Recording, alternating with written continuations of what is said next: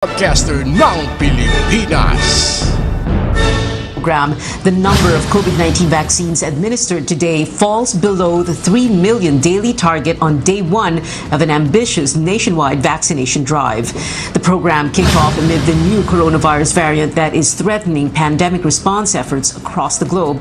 We'll tell you what else you need to know about Omicron. And despite what could be gloomy days ahead because of the new coronavirus variant, a fast food giant is making sure the Christmas season is brighter for Filipinos.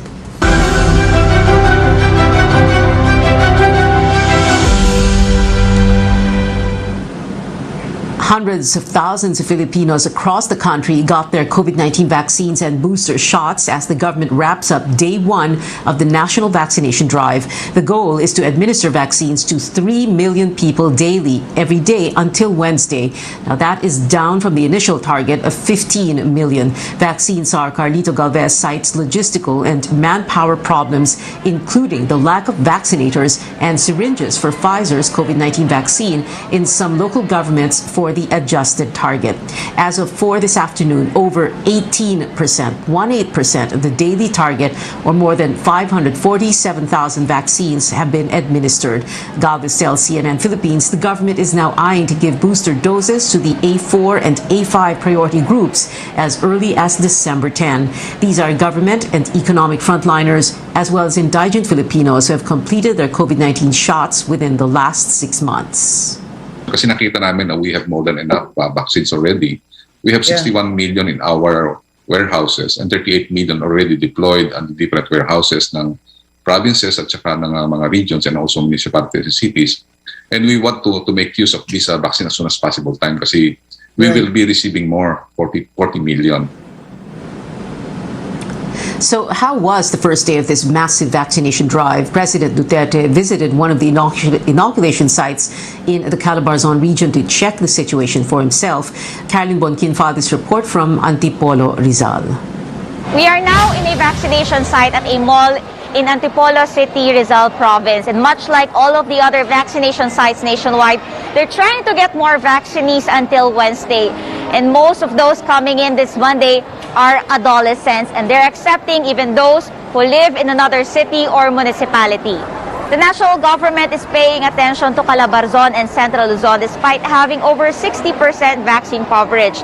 Health officials explain these areas have the most number of unvaccinated individuals nationwide in terms of population. DOH Calabarzon's target is to inoculate 3 million people in 3 days. That's already a third of the 9 million nationwide target this vaccination day. This past weeks, around 300,000 people were inoculated in Calabarzon alone, so local governments need to triple that number. With this massive vaccination drive, President Rodrigo Duterte says 54 million Filipinos will be fully vaccinated by year-end. That's 70% of the 70% target adult population, plus 80% of minors aged 12 to 17. That's around 10 million teenagers. The government also aims to complete the provision of booster shots for eligible health workers, senior citizens, and immunocompromised individuals. That is, if everything goes according to plan. But as of Monday, several local governments are still facing dilemmas, not only in logistics, but also in convincing those who are still hesitant or still have a preferred vaccine brand to get inoculated. Caroline Bonquin, CNN Philippines. While many people here in Metro Manila and nearby provinces trooped to vaccination sites, local officials in far-flung areas had to go door-to-door to administer COVID-19 shots. Our George Quiles joins us live from Quezon Province. George? Well, Pia, we're here in Alabat Town. This is an island municipality in the eastern side of Quezon Province. And the health officials here are generally satisfied. They're happy about the turnout on the first day of the national vaccination drive, except for this farthest barangay where officials had to go house to house to convince people to get inoculated. Residents of Barangay Camagong in the island municipality of Alabat flocked to their multipurpose hall on the first day of the national vaccination drive. Among them, 63-year-old Erwin Valera. At his age, he still works as a construction worker.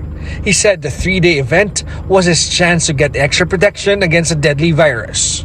Gayak ko ho na talagang magpabakuna nung una. Dahil nga lamang at abala po sa trabaho, ngayon lang ako nagkaroon ng magandang pagkakataon kaya ngayon lang po ako nakapagpapakuna. But Valera needs to wait a bit longer. His vaccination was deferred because of his high blood pressure. Okay lang naman ho. Wala naman po ako nararamdaman na kumbaga pagkahilo kung ano po man wala pa naman ho.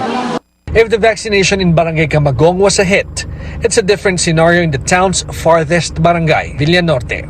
Barangay officials had to go house to house to convince the residents to get vaccinated. Napansin namin, pati yung mga farmers, mga fishermen, mga kalalakihan, nagpa-vaccinate sila. Ano sila, gusto nila na sila pinupuntahan. Susadyain mo talaga? Oo, kaysa yung dito sila pupunta sa bayan. So far, among the nearly 17,000 eligible population, more than half have already received at least one dose of COVID-19 vaccine. Hindi naman kami ganong nahihirapan dahil sabi ko nga, yung statistics namin ikumpara mo sa ibang bayan, mas mataas kami. Quezon Province so far has the lowest number of fully vaccinated residents among provinces in Calabarzon at 26%. That's based on the Health Department's data as of November 26. In today's vaccination, the local government used AstraZeneca doses that are set to expire tomorrow. As of now, we have yet to get an update whether all those 200 doses or so were administered today. Otherwise, they will be just part of the government's vaccine wastage. Back to you. George, you said the vaccines used today will expire tomorrow. When did the local government there receive these vaccines? Well, Pia, Dr. Roselia Cheng of the Municipal Health Office said that they received these vaccines 2 weeks ago, and they immediately used these vaccines after learning about its impending expiration. Now, they're hoping that all the 200 doses or so will be used today so that they will be able to avoid wastage. Back to you. And George, when did they get these vaccines? Kailan dumating sa kanila? That was 2 weeks ago, Pia. 2 weeks. Okay, all right, 2 weeks ago. Sorry. That's right. George Kailas there reporting from Quezon Province.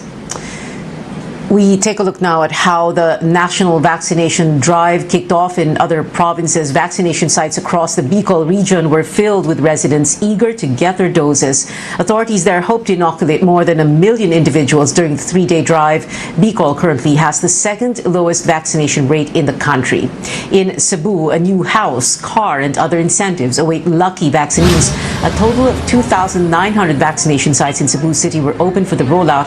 The province is targeting to inoculate over 500,000 individuals. And in Eastern Visayas, close to 300 vaccination sites were opened in various parts of the region. It wants to vaccinate 800,000 residents for the 3-day program. To achieve the target, the Department of Health has asked the support of the Office of Civil Defense in delivering vaccines to island towns and villages like Suluan and Homanhon Island. The second wave of the national immunization drive will be held December 15 to 17. Now, that will focus more on second doses and booster shots. The World Health Organization reveals more details about the new COVID-19 variant of concern, Omicron, which has countries on high alert. The WHO says early studies suggest an increased risk of reinfection, but that information is still limited. The body adds it is not yet clear whether Omicron spreads more easily or if it causes more severe disease compared to other variants. The WHO also looking at Omicron's potential impact on vaccines. The health department says it may affect efficacy, but stresses getting inoculated is better than having no protection at all. Chrissy Di Matulak tells us more. Ang ating mga bakuna ay epektibo pa. Subalit, posibleng yung percent ng effectivity or efficacy nila ay mas mababa, no, kumpara doon sa base sa clinical studies ng ating mga bakuna at doon sa epekto ng bakuna sa mga walang variants of concern. This is the reaction of the Health Department on questions regarding the efficacy of COVID-19 vaccines against the latest coronavirus variant of concern, the Omicron. According to the World Health Organization, the variant was first detected in South Africa last November 24. The first case of the Omicron was reported on November 9.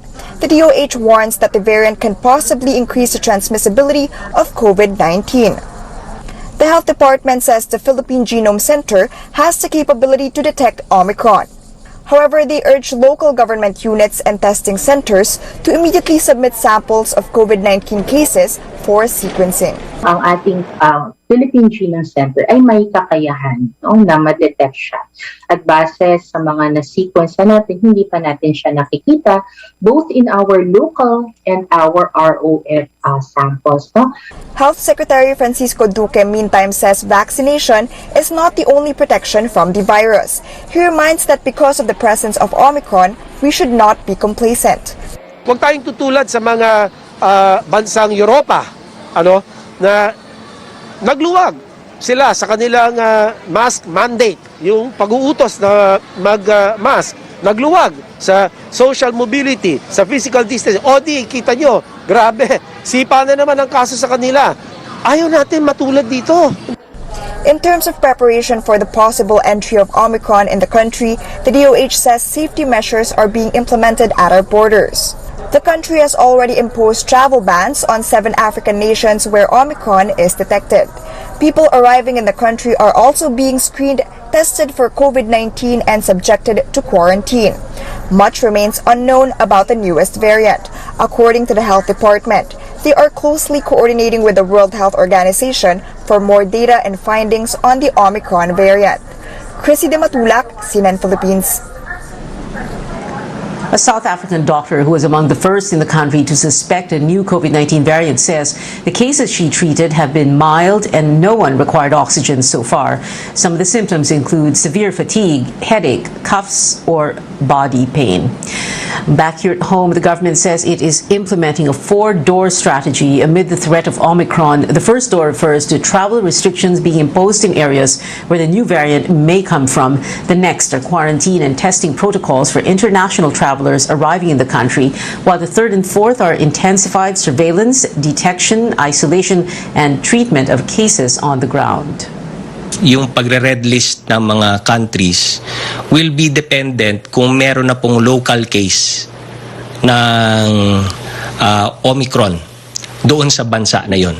Kung imported case po siya, then we have the option of retaining the status of the country, whether yellow or green. Pwede pong ma-override yan kung sa tingin ng IATF at ng mga eksperto natin ay hindi ganon kaganda ang nakikita natin na surveillance activities na ginagawa dun sa bansang yon at hindi tayo ganon ka-confident sa ginagawa nilang mga genome sequencing. In news overseas, Japan is not taking any chances with the new variant. It will temporarily suspend new arrivals of foreigners beginning Tuesday. Prime Minister Fumio Kishida says this is an emergency precautionary measure to avoid the worst situation. A person who recently traveled to Japan from Namibia tested positive for the virus, but it is unclear if it is the Omicron variant. Meantime, over 40 territories have announced travel restrictions on African nations, which they, along with the WHO, criticized. The WHO says travel bans that target Africa only attack global solidarity, as the variant has also been detected in other regions. It adds South Africa should be commended for its transparency and speed in informing countries about Omicron. Coming up on Newsnight, Family executives Lincoln Ong and Mohit Dargani are transferred to the Pasay City Jail, and McDonald's lights up the holiday season by taking their customers on a magical ride. Stay tuned.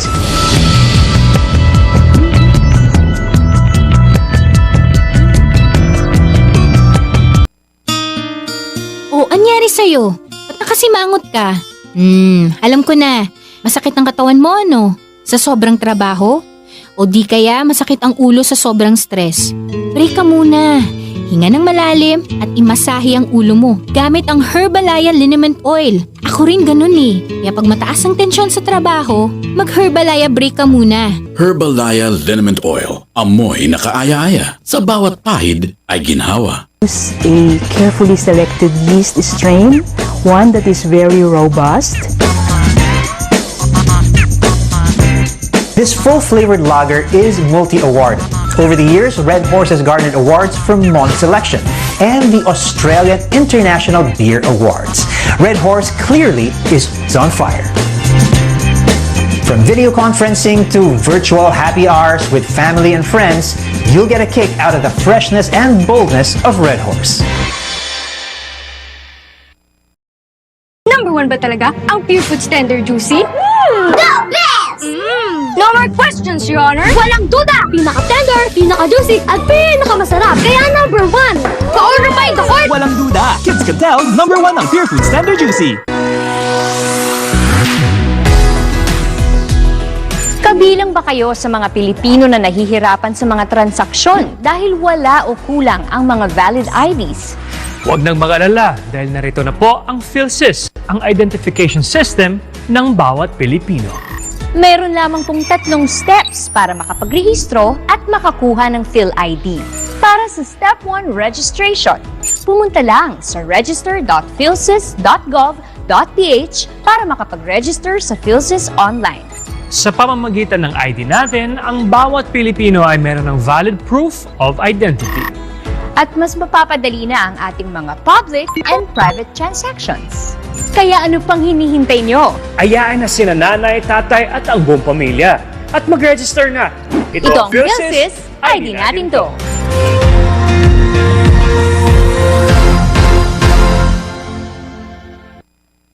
The time has come. Philippines, start your engines. Drag Race is now on Discovery Plus.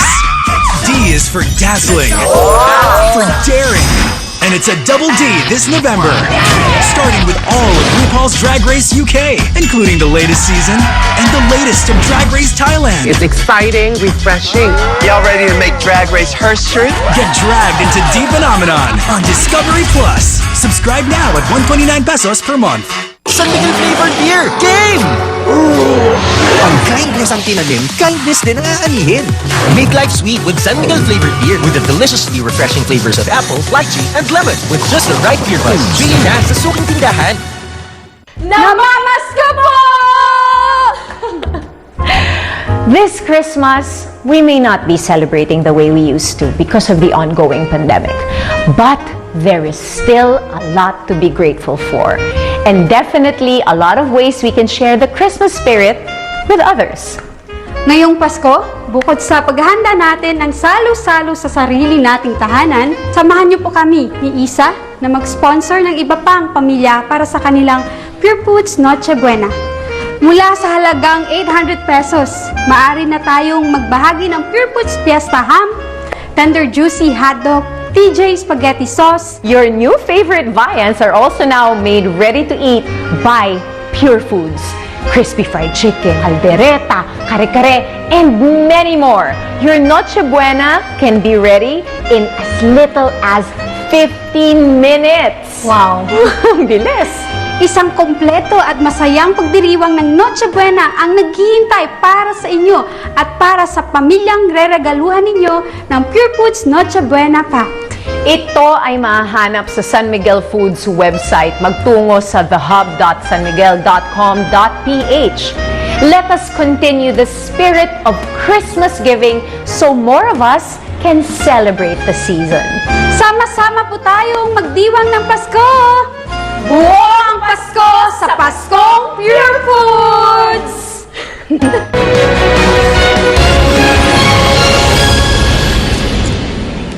Welcome back to Newsnight, where we go above and beyond the headlines. The country records the lowest number of new infections today in more than 16 months.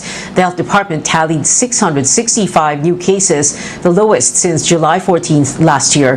There are more than 16,200 active cases, which represent those who are currently infected and infectious. Today's positivity rate is also the lowest since data became available.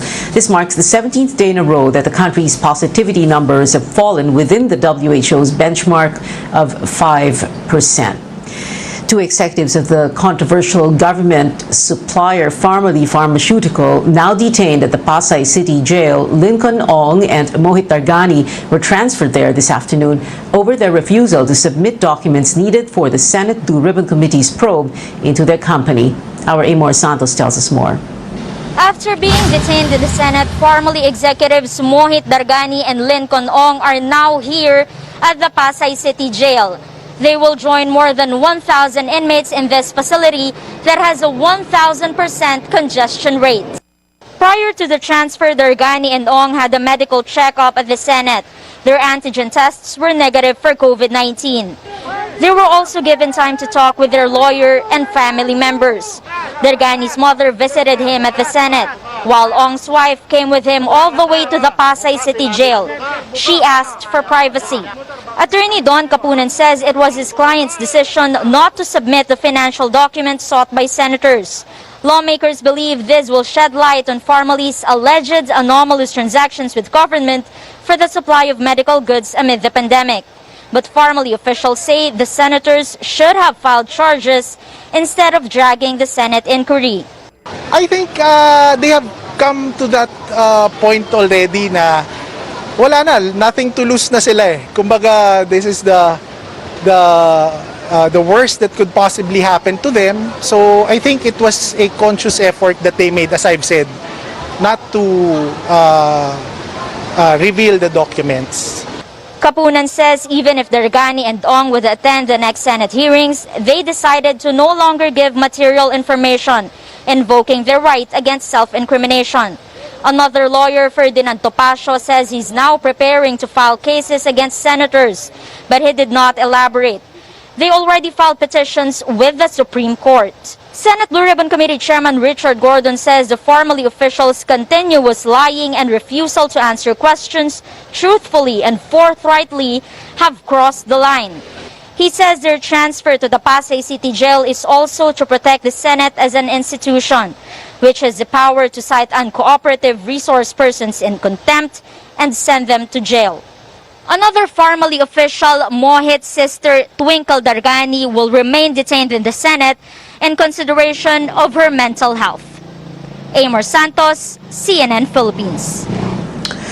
The 2022 elections may present or may have the longest list of presidential candidates in the country's history. COMELEC spokesman James Jimenez says the poll body has moved to declare 82 out of 97 presidential hopefuls as nuisance candidates. That would still leave up to 15 aspirants in the race for Malacanang. Jimenez says the record so far is 10 official candidates for president back in the 1990s. There may also be up to 12 candidates for vice president, with the COMELEC dropping 15 hopefuls from the roll and 108 aspiring senators. The COMELEC expected to release the official list on December 15th.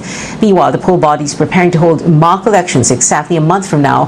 The dry run will cover 34 precincts in Metro Manila, Davao del Sur, Isabela, and Albay, among others. Ito na yung end-to-end demonstration ng buong proseso, and iti-testing din gaano ka-accurate, gaano katama at gaano ka-secure yung proseso. Nasusubukan din yung pag-transmit from the precinct level to the City Municipal Board of Canvassers, and sa CCS part from the City or Municipal Canvassers to the Provincial Board of Canvassers up to the National Board of Canvassers, including the 3 servers. The COMELEC says only up to 10 voters may cast their ballot at a time, except in classrooms and voting areas with bigger space. Over 65 million Filipinos may vote on May 9, 2022. The Armed Forces Chief of Staff speaks up on China's recent actions in the West Philippine Sea. In my exclusive interview on a CNN special presentation, the Generals 2.0, General Andres Centino says the country's vintage warship in Ayungin Shoal will stay. We are not moving LT-57 or the BRP Sierra Madre. It has been there since 1999. It is a permanent government post manned by our personnel from the AFP, and it is there as a haven for our fishermen who would go to the shoal, and it is used as a monitoring station also for safety at sea. And it is there for us to assert our sovereign rights, considering that it is within our exclusive economic zone. The use of the water cannon cannot be considered as an armed attack. It is normally used for fire extinguishing. So we leave it at that. But if you ask what is happening when Coast Guard patrols the seas, we have never seen any incident that happened with Coast Guard vessels.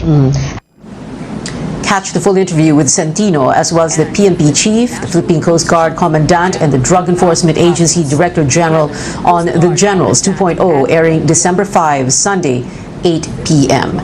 Up next on Newsnight, this fast food giant is taking Christmas lights to another level to give customers some holiday cheer. We take a look after the break.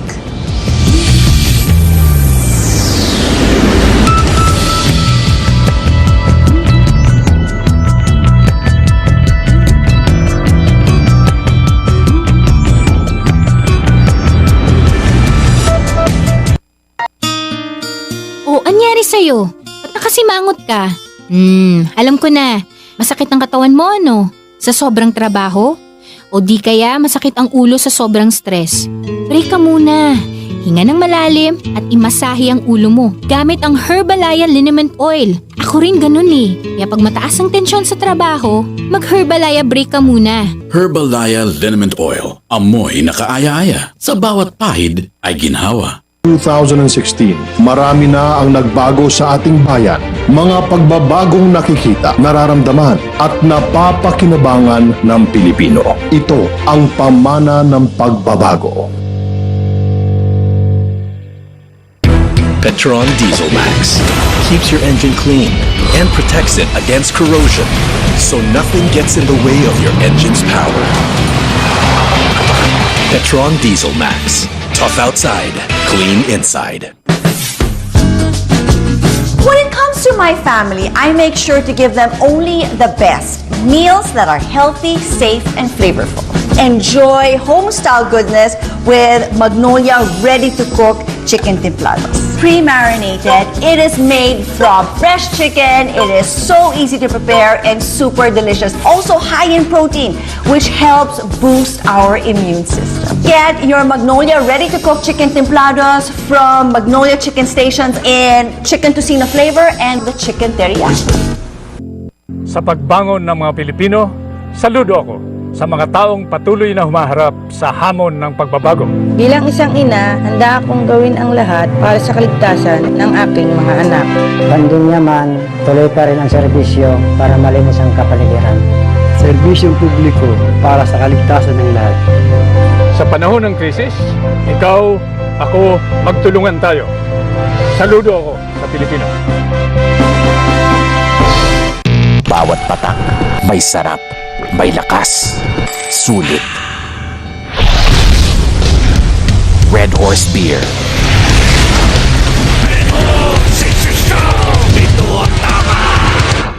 Boracay has put the country on the map for domestic and international tourism.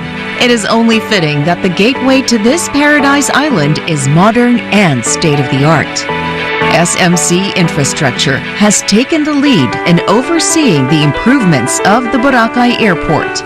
Throughout the years, it carried several name changes, from Caticlan Airport to Godofredo P. Ramos Airport, but it lagged behind in upgrades until SMC Infrastructure stepped in.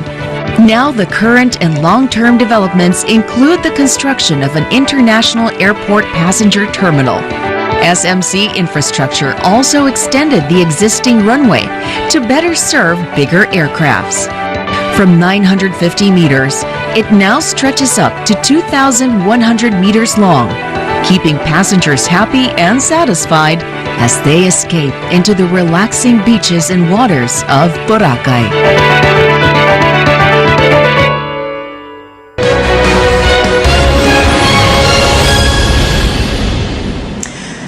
With only a few weeks before Christmas, there's no question that the holiday season is upon us. But one company is revving its Christmas spirit into high gear by taking its customers on quite a magical ride. Our Sam Sadwani joins us live from McDonald's McKinley West branch in Taguig. Sam?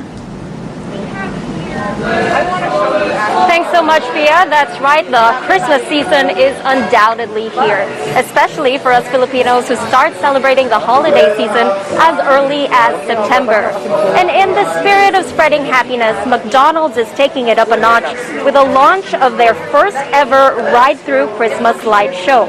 And I'm very happy to be one of the first to see it up close. But before that, I got to speak with McDonald's Philippines Senior Marketing Manager, Ada Lazaro. who shared what went into planning this program and the reason behind this. Country emerges from one of the longest quarantines in the world. We really wanted to welcome our customers back to our stores with an experience like no other, and this is the Ride-Through Christmas Light Show. They can experience starting today up until January 2. The lights are open from 6 p.m. up until 12 midnight. Especially at McDonald's, our commitment is to serve our customers feel-good experiences that they will remember, and this is one of which that we hope that we hope will make their Christmas even more memorable. And we have 3 stores. This is happening in McKinley West, in Savannah Park, and also in Alabang West in Las Piñas. So we hope to see you here and experience the Ride-Through Christmas Light Show. Let's take a look at what you can expect when you visit one of these branches. As you can see, this ride-through definitely mimics a beautiful winter wonderland. We have reindeers, a snowman, white Christmas trees all lined up, coupled with your favorite McDonald's vanilla sundae. We even have snowflakes brightening up the place. You can also hear your nostalgic favorite Christmas songs playing in the background.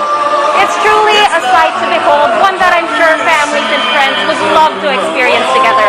After all, going on a road trip with your loved ones, experiencing the Ride-Through Christmas Light Show with your favorite McDonald's meal in hand sounds like a pretty sweet idea. Back to you, Pia. That was Sam Sadwani reporting. It is 26 days before Christmas, and that is it for now. Join me again on news.ph at 7 p.m. I'm Pia Ontiveros for Newsnight, where we go above and beyond the headlines.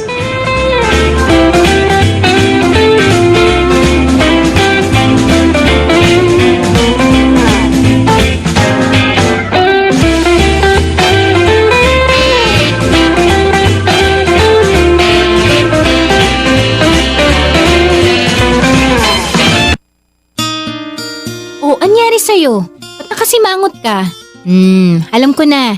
Masakit ang katawan mo, ano? Sa sobrang trabaho? O di kaya masakit ang ulo sa sobrang stress? Break ka muna. Hinga ng malalim at imasahe ang ulo mo gamit ang Herbalaya Liniment Oil. Ako rin ganun eh. Kaya pag mataas ang tensyon sa trabaho, mag-Herbalaya break ka muna. Herbalaya Liniment Oil. Amoy na kaaya-aya. Sa bawat pahid ay